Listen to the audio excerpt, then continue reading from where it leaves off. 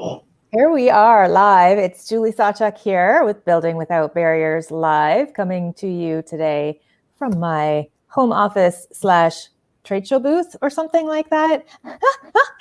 Welcoming my guest, Linda Kafka. First, before we get started, I want to thank my fashion sponsor. You have to look at these earrings if I can get them on camera.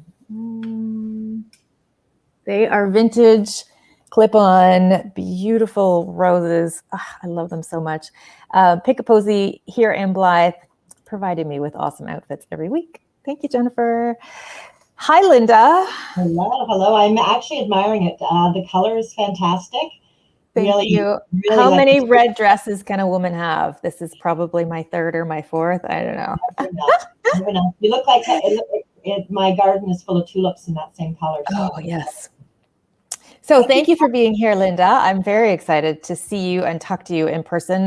Linda and I chatted for like brief seconds last week at Linda's conference, but Linda and I met, I think, about 2.5 years ago at a conference in Toronto. And it was one of those kind of connections where you just start talking to a person and it's like you have known the person for years and you have so much in common and to talk about, and like our minds, do you remember? Our minds were just like, like all of the ideas and all of the things that we were going to go and do. I think we had to remind ourselves to stop talking and listen to the speaker because we didn't want to be disrespectful to the speaker, but we had so much to say to each other. It was like, it was like we were on the same plane and we had the same, agenda, and we were looking at the same things, and it was like the universe had lined up and said, you two ladies have to meet, and it was great. So Linda, can you tell our audience about yourself, what your background is, what part of the industry you're in right now, and what you've been working on? Oh, thank you. Well, I've been in the interior design build industry for over 10 years. As a matter of fact, I started in around 2006, but my background is marketing, and in 2009, I actually was hired to spearhead the revitalization of a building in Toronto that ended up becoming a design center for the trade. And I got very involved because of my role there, I was really involved with the interior designers, the decorators, the builders, contractors, architects, and we were bringing in, there was a 250,000 square feet of showroom space, but I would bring in educational sessions. And it was early in that time that I started looking at what we referred to as aging in place, and that really opened up that whole perspective on the built environment and how we're designing spaces. And I left the design center in 2017 because I was really passionate about furthering the education and the conversation, not just around aging in place or living in place, but about accessible design and wellness within the built environment, because what you realize is how poorly our homes are designed and how they're not really working for us. And I have lived experience with family members that are in, a couple of family members that are in a wheelchair, and it's always been a challenge as a caregiver or as a family member. And so I looked at my network and thought, how can we make this better? And so fast forward to today, I organize a conference, I get out there speaking, and I get involved with different volunteer on different committees because I want to see changes in the built environment. So that's me in a nutshell. And when I was thinking about what I wanted to talk to you about today, one of the things that I think we need to pause and do a little bit more often is to celebrate the things that have gone well and celebrate the successes and the little differences that we're making or the big differences that we're making. And Linda's conference last week was 3 days of guest speakers from around the world and tons of learning on things that you wouldn't necessarily think right away are connected to having a livable home environment. But I learned so much, and the documentary that you got access, like early access to for us to watch, my whole family watched it, and it was phenomenal. Tell us a little bit about that. The documentary was done by architect Don H. Ruggles. He's an American architect, but he specializes in neuroscience, and he created this documentary, with well-known experts in the industry. And the focus of it, or the message, or the it was called Built Beautiful, an architect and neuroscience love story. And you can Google it and watch the trailer, and it'll, I probably won't do the movie justice, but it's really about how, as humans, we were never born in the built environment. We were born into nature, and it's still part of our DNA. And, it's really about how our environments make us feel. And this, it's not about mobility. It's not about how we move within our spaces, but how our environments impact us and impact in a positive or a negative way. And I think that's something that we often overlook. We can very easily talk about, how we maneuver or move through a space, but we don't think about how it affects our nervous system. So we're either in that parasympathetic phase or mode where, we're spiking our serotonin, we're feeling great in our space. Julie, I had the privilege of coming out to see your space. And when I was in your living room with that big, massive wall covering that you have with the florals, I see that my serotonin spikes. I love it. I feel so connected to your space. Other times you go into environments and you feel like I don't belong here, and it's that cortisol spiking, and that's that sympathetic nervous system saying, get out of there. It's not your space. And that's something that we need to be talking about. How do we make our environments not just function, but also really how do they make us feel? Because and one of the things that I knew all along, but when I watched that documentary, what I realized was why this house makes me feel connected to my world. And it's because I have all of these beautiful big windows looking out into green, and the color of bringing that nature into my eyeballs, really, it makes me feel calm. And even when it's white outside, I still feel connected to nature, even though I don't always get out when it's white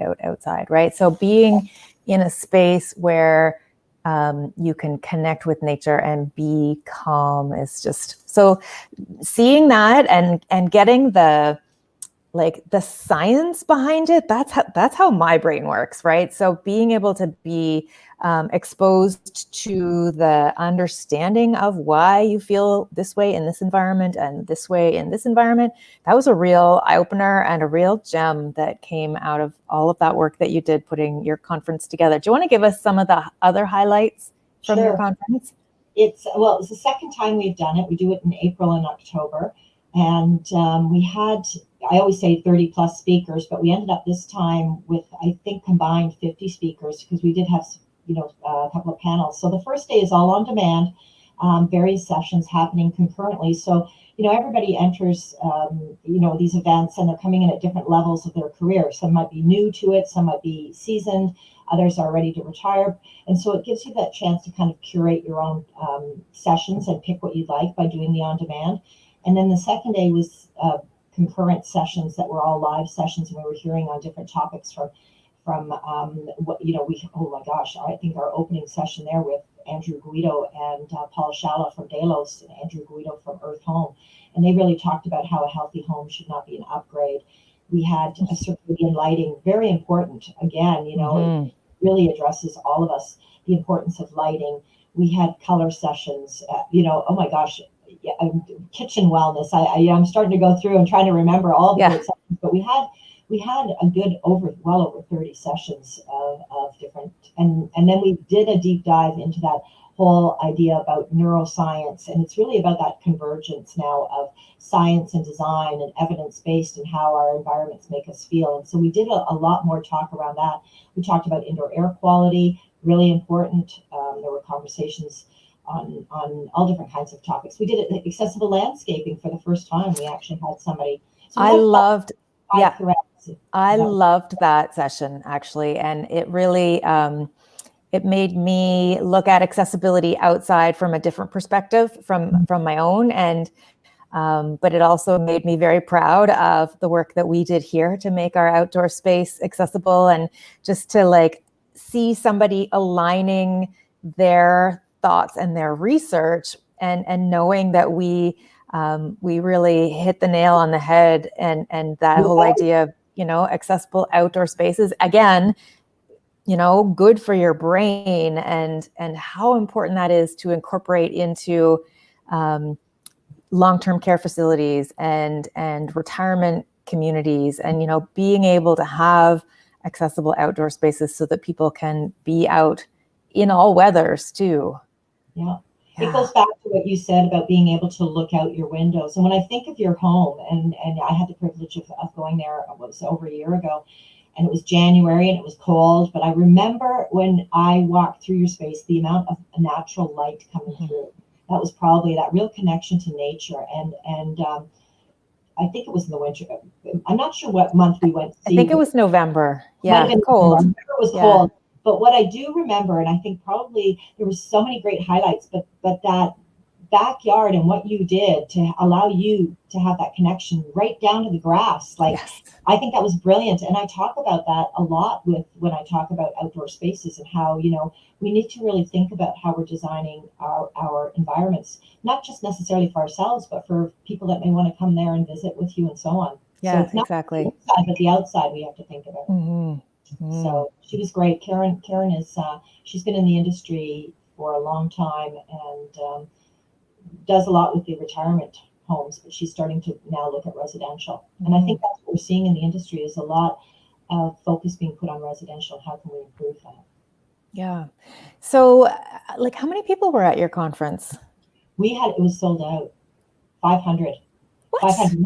Now remember, they were, you know, over 30 sessions. So you already put 10 in each of the 30 sessions. There's already 300. So people were watching those sessions. What's great is you can come back and watch them. Yes. At your own pace. So you didn't have to take them all in over 3 days. It's impossible to take it all in, especially when, you know, there are topics concurrently, right? Oh, that's fantastic. Yeah. And we were there too, right? Building Better Bathrooms, me, Sam, and Jane. Yeah, that was great. You know, and I'm able, what's great about virtual is you can go back and actually look at the statistics and who watched, you know, the different sessions and which were more popular. And yours was one of the most popular sessions. Was it? Yeah, I think you had well over 100 that watched it right when it came on. And like I said, they're all recorded, so you can come back after and rewatch them. Or if you didn't have a chance because you were watching something else at the same time, you can watch them. So yeah, you had a significant amount of people really truly interested in learning how to build better bathrooms. So that's so exciting. I needed to give you, you know, so I'm letting you know here. Yeah, talk about celebrating things, right? That's awesome. Yeah. You know, and that's what we need to do more of. We really need to celebrate all the positives. And, you know, one of the things that I think is really important, and a message I'd love to get out to your viewers, is that we also, language matters when we talk about whether it's accessibility, whether it's aging in place, living in place, wellness design, universal design, whoever you're speaking to. But what I have noticed is if you're not getting the words right, often people will be or I have noticed lately, people will be really kind of quick to respond and to kind of shoot you down and say, you said that wrong. And it happened to me too once when I used the wrong term with somebody that had hearing loss. And I know that there's a lot of pent up frustration and trying to move accessibility forward and to create or improve design. But I think one of the things we really need to do is we need to be kinder to each other and educate and celebrate the knowledge that we have and celebrate the opportunity that we can pass it forward. So I'm learning from you. So, you know, I may not get all the terms right because I don't live 100% in the disability world. But if you teach me, then, you know, we can celebrate together that we're doing it and moving things forward. And I think that's something that's important. That when I was going to bed the other night, the thing that popped into my head, sometimes I have these like revelations as I'm falling asleep, and I'll elbow my husband and I'll say, remind me of this, right? And so the other night it was, knowledge is power. And like, that's not a new thing, but in this instance, I'm saying knowledge is power because that power then will help somebody else.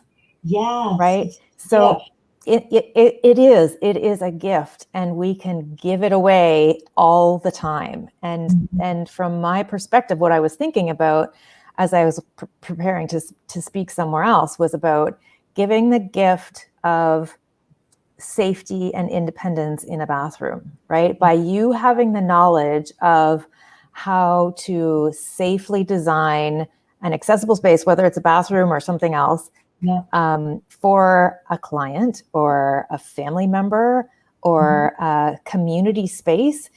By having the knowledge of doing it right, you have the power to give independence. You have the power to give, a reduction in energy consumption and dignity and safety and all of those things. And so really by those 500 people attending your conference, they are taking in knowledge that then they have the power to give as a gift to all of their clients. And I think people are realizing that as they up their game with their knowledge of anything, but obviously we're talking about aging in place, living in place, independence, accessibility, universal design. As we up our game with all of that understanding, it improves our ability to do our work and makes our jobs more satisfying, right? And it's such a gift. Like, it's something truly to be celebrated.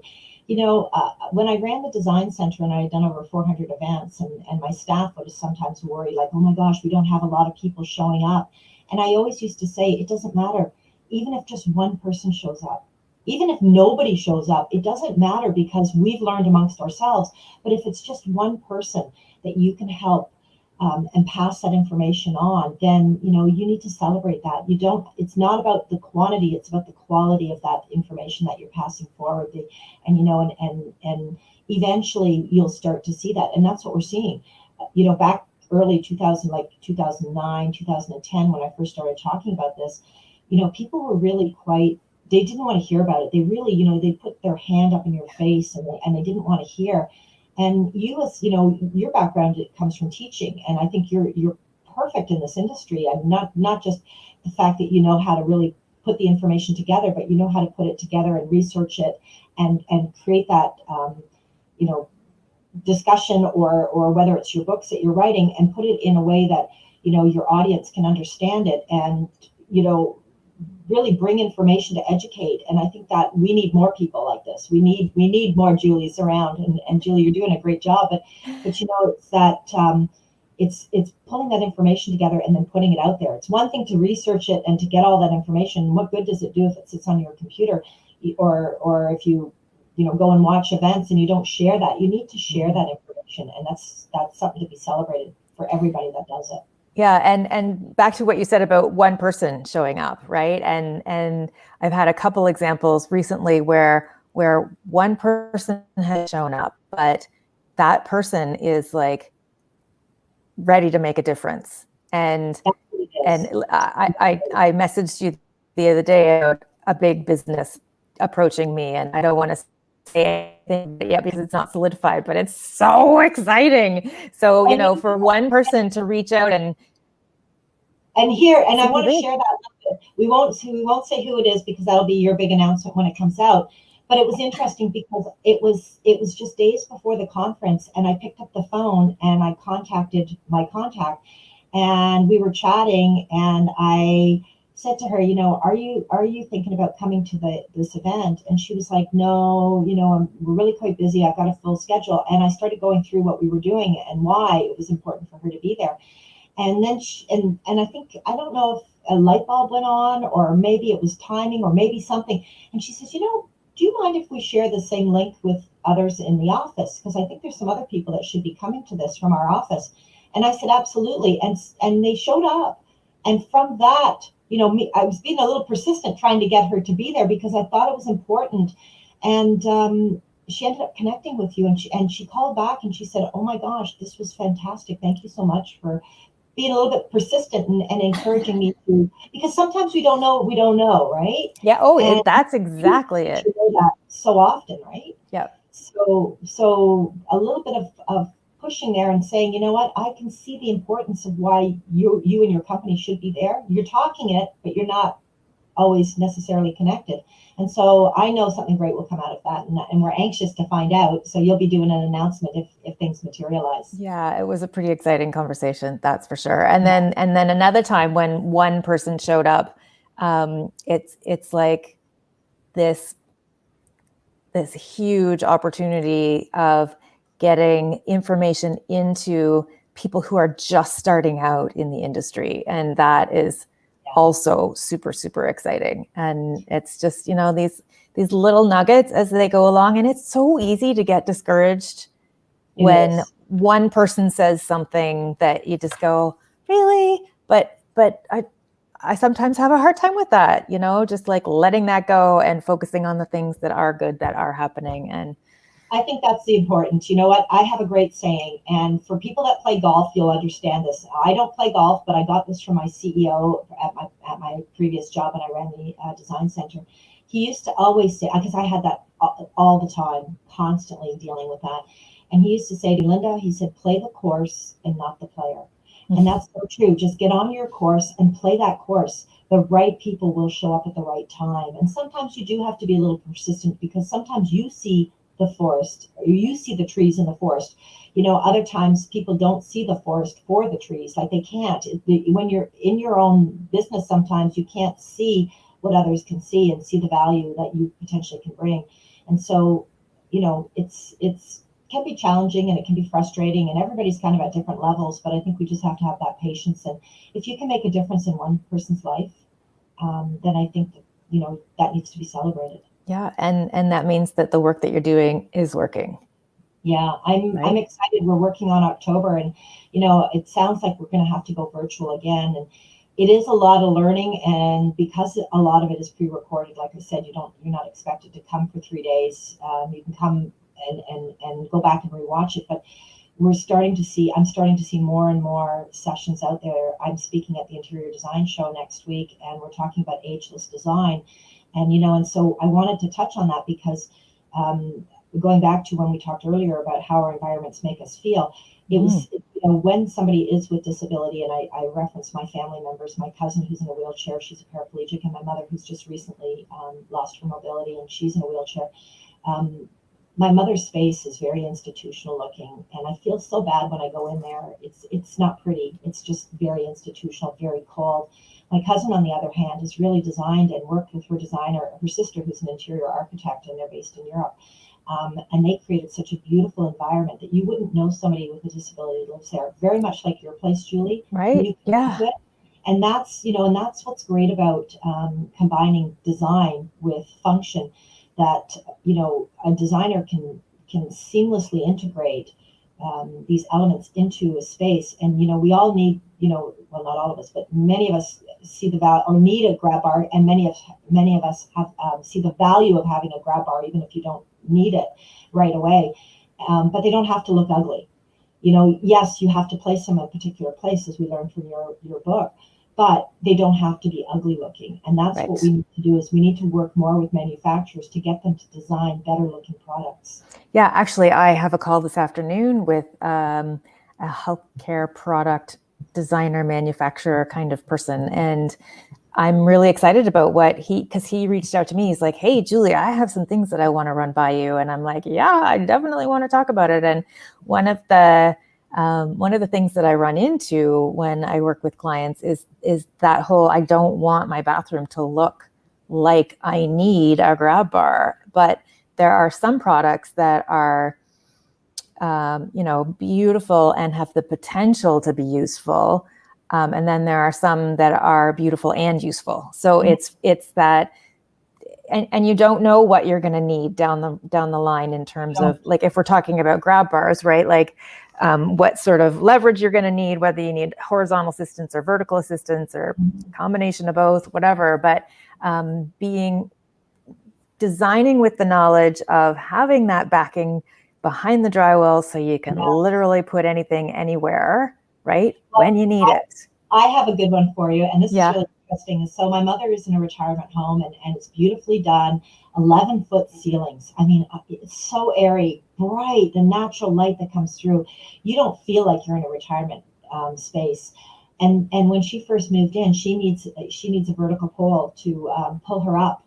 And she can't use her legs, so she does have a PSW that, you know, helps her out of bed. Now she can stand, but she can't pivot. So she really relies on that vertical pole. Well, finding a pole that was 11 feet was one thing. The other challenge was where it could be placed, because there wasn't supports in the ceiling for it. Right. And unfortunately, in the bathroom, where the ceiling had been dropped down to that 8 foot, 9, I think it was 9 foot in the bathroom, the way that the ceiling was done there would not allow her to have a vertical pole where she needed it to be. And it was really unfortunate because she struggles. If they would have just had the reinforcement in the ceiling, Right. In more spots in the ceiling, she would have had the flexibility to be able to put a vertical pole there so that she could pull herself up. But now she relies on the grab bars on the wall, but even they couldn't be positioned where they needed to be because the walls weren't reinforced. And so I know this is a conversation we hear all the time. All the time. But people don't think about when you're designing. 11 foot is beautiful ceilings. Talk about, you don't feel enclosed, like it's great. But if you need a vertical pole, can you even get them that height? And so we did find one, but it was not easy. And that opens this Pandora's box of conversation about code, right? And one of the committees, actually my next call is with the CSA committee that's developing the B652. I know you're on that committee as well. And we're looking at, my working group was looking at bathrooms and kitchens and bedrooms. And I know as a whole home perspective, that is something that we really need to like hammer home, is the idea of, weight bearing in ceilings at particular heights, reinforcement in places where beds would be in the walls, right? So that you can attach things to walls beside beds, not just in bathrooms, all of that kind of stuff. Well, it's interesting because as you know, I have lower back issues and problems, and not to dwell too much on the bathroom and these bars, but I have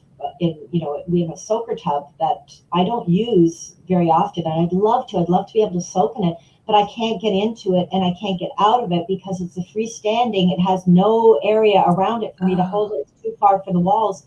And so I'm thinking, hey, you know what? I could use one of these it's my bathroom, so it's not like it's open for public, viewing like other. Yep. Guests coming to the home aren't going to be using this bathroom. And I'm thinking of putting one of those vertical poles there so that allows me the stability so I can get in and then back out again, because it's great. You need the help getting in, but it's even harder to get back out, especially when you're, wet and slippery. So these are things that we're all starting to have discussions around. But we do need to see this. The reinforcements in the wall is in the Ontario Building Code now, but I don't know about other provinces. But celebrating these little achievements is something that we all need to be doing and talking about it, that things are moving forward. Yeah. So what's your next step in terms of helping people learn more? I think you and I are on the same page in terms of always helping people learn more. Yeah. Well, you know what? Firstly, it's getting out there and using the various platforms. So like we are today, using Facebook to get this messaging out, and using the different social media platforms. I've been on Clubhouse a lot. I don't know if your viewers are familiar with it, but it's the next social media platform. It's in beta testing right now, and I've been out there talking on those platforms and having audience there. I think it's getting any opportunities you can to get the messaging out and finding different ways. And like I said earlier, people just don't know. They don't know what they don't know. Mm-hmm. So it's trying to find the next people that are willing to listen, putting together focus groups to really talk about how to move this forward. We talk a lot about the designing, and we still need to talk about that, but we also need to talk about education and training and promoting books like yours and getting it out there. We also need to, I think, do a much deeper dive and to really talk about the cost of all of this, because that seems to be a barrier in itself, when in actual fact, what we learned, it's the cost of not doing it, right? The cost of not doing it, but when you do it, and if we could start designing better and more accessible spaces from the new builds, we're going to have a larger inventory on stock. It serves so many different purposes, not just for the individual that needs it, or for the people that are caregivers, or the people that are visiting, but also think about sustainability. So if you have to tear up a place to make it more adaptable or more accessible, I should say, you're putting all that construction debris into the landfill. If we just do it right, we're also supporting sustainability, which is the big right now. So why not? Why not just do better from the beginning? So those are some. And then of course, I'm 171 days away from the next conference. You're not counting though, right? No, I'm not counting. Yeah. So working on that, but I'm also trying to get into, like I'm speaking next week at IDS and speaking at some of the others. I think the more we get out there and talk about this, the more comfortable people will feel. Yeah. And I look forward to supporting you in any way with your next conference. And I know we are going to connect again. You'll be there in a bigger, hopefully in a bigger role. But and I'd love to. You did a house tour, I think, in the first one. Mm-hmm. Just a short one, yeah. We could really do that again. That's something that's really interesting, and anxious to find some quiet time to get through your book that you've just launched. Yes, so that's a good one, and very well needed. Your information. Yeah, I feel that way. That's why we wrote it. When Samantha and I started talking about it, it was going to be a brochure, right? Like, we need to make a brochure about designing an accessible bathroom. And then we brought Jane in, and all of a sudden it's a 176-page brochure of how to build an accessible bathroom. And that's really great resource information. That needs to be in a library. Architect design firms all have library, or most of them have libraries, and they need to be in those type of libraries so that people have access to that information. Because it's surprising when you start getting into that rabbit hole on the internet and you start Googling it, how much different information you find. Yes. And so now, and then again, depending what country you're in, it could also be affected. So that information. So it's a great resource, and I look forward to having that time. I haven't had the time to go through all of the sessions that we played at the conference, so that's another thing that I'd like to do sooner than later. Listen to the people who were speaking for you. Yeah, that's absolutely. Well, you have over 50, and they're all more or less a half hour to an hour. That's a lot of learning. Well, it's great that you can go to that LivAble Environment platform and you made that really accessible. Just we don't have much time left. We're over time, but tell me about that. Okay, we don't want to go too far over time, but this is a success story that we need to celebrate. Yes. I was using a virtual platform and in October, and I had asked them about accessibility features because I have, a real issue with my eyes too, and other people have vision loss, and and you need to adjust your computer screens and so on. And they were listening to me, but they weren't listening to me, and I couldn't get it through to them. And so I let it go, and I get a phone call after the conference ended last October from somebody that was a designer in the United States that is blind. And she said to me, Linda, I really would have liked to have participated in this, but you had no accessibility features on this virtual platform that you chose to use. And that got me thinking, because in Canada here in January, there was a new bill passed or whatever, I should say law passed, that we have to have if you're 50 employees or more, you have to have your website accessible now. And I'm, just a one small person company. So I was looking to see how I could find and make my website accessible for LivAble Canada. And I came across this one company in the States, and I'm happy to share the link with any of your viewers, and you can put it up later if you like. And I've gone through several, but I really like this particular one because it was in artificial intelligence. It was the AI. It whenever you make a change on your website, it automatically changes. So it was just a small code I had to put in, but it made my whole entire website immediately like push of a button accessible. So I went back to the virtual platform. I told them about it, and now they have used the same platform to make theirs fully accessible. So that's the kind of things that we need to celebrate. Yes. You, as one person that's listening right now, when you come across those sites, you can do your part by contacting them and saying, you need to make that more accessible, or even if it's just a small company, we all need to be doing that. Yes. It's good for everybody. Yes, really absolutely. And that's at the top of my list. I'm really interested to know more. We can talk about this later, how you did that, because I definitely need to be working on that for my website, for my Teachable platform, for my online courses. I want to, somebody asked me if I've done an audiobook of my books yet. So I'm working on it. Yeah, I'm working on it. And then these building without barriers live sessions, I want to podcast them so that, you know, if you don't want to watch them or you can't watch them, you can listen to them. So there's all, you know, it's a perfect example. I can just turn it on and listen to it. So yeah, that, you know, that's it. I think sometimes you don't realize how much work is behind the scenes in trying to get it out. But you know what? I want to bet in your case, because it's definitely in my case, every opportunity is a learning opportunity. You learn something new. You can kind of get stuck in like that whole, I can't deal with technology. I don't know this. And and be that kind of naysayer.